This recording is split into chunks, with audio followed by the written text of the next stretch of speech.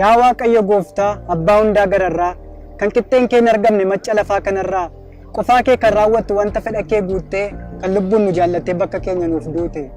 Baafnee sitti argisiifna iddoo hir'ina keenyaa sagalee keetti hirkannu bakka akeekne geenya. Sin kadhadha Gooftaa Waaqa hundaa dandeessu ba'aa keenya fuutee akkati lafa keessu. Iji kee nu hubata fagootti argita miidhama keenyatti sati nuuf darbita.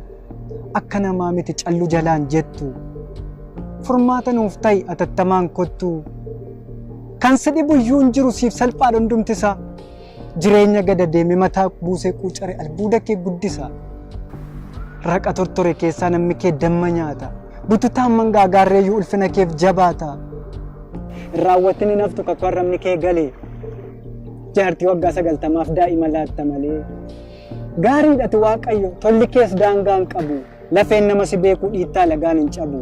Cabus madaan kulkulee du'an fidu takkaayyuu tola dhidhiibamanii bardhuu kee irratti fayyu.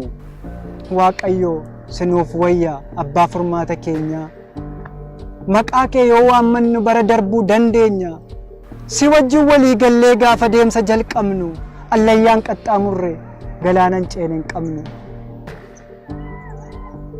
Atoo jecha tokkittiin boolla du'aa qadaadda. Gooftaadhati dhuguma dinqiin hojii kees adda. Kanan wajjin haasa'u icciitii garaa kooti miiltoo koo hangafa firaa gaafumni koo xinnaatee abdiin koo qaqallatu si duwwaatu naaf jira. Bor maal ta'innaa jedhee yaaddoodhaan guduunfamee garaan koon bibir'atu utuun maqaa kee dha'u qaawwi jireenya kootiyyuu alagaatti mul'atu. Iyyata koo dhageessa gurra keenatti qabdee yommuun maqaa kee waamu ariifattee nageessa gaaddidduun gargaarsa kees kan namaan hin durfamu.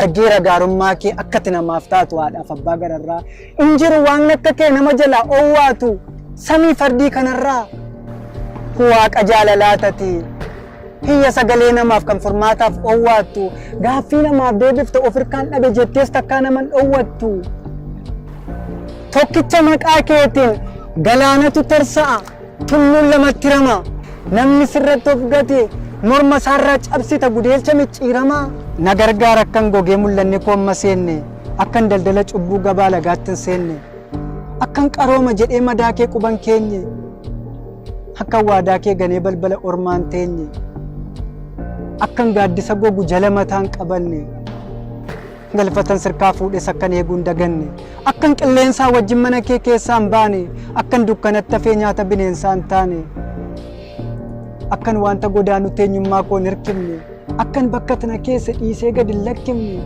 harka kee nama ta'ee si dhiisee akkan hin banne waadaan si wajjin qabus darbadhee akkan hin ganne akkan Yihuudaa ta'ee dabarsee sin gurgurre akkan faallaa kee deemee maasii alagaan kurkurre akkan fannoo kee kaayee waanjoo seexanaan baanne ayyaana kee kan gatee maaddii ormaarraa nyaanne akkan gaaddidduu hordofee karaa kee gad hin dhiibne akkan fedha garaa koof bakka arge gad hin ciibne lapheen koos tatarsa'ee waan argeef akkan dhiigne faayidaattis michoomee firooma kee akkan diigne adaraati na oolchi wanta sobaan madaa'u ayyaana keetiin malee dadhabaadhan danda'u sammuu koorra naaf kaa'i mallattoo dhuunfaa keetii ammaataa baraa kana nan dhiisinat bakkeetti sammuu kootti idda godhii naaf kennu gummaa yabbuu kanan ittiin baatamee gowwoomsaa diinaa darbu al tokkoofuu nan baasin akeeka kee gidduudha wanti lafarratti argu hundumtuu gaaddidduudha.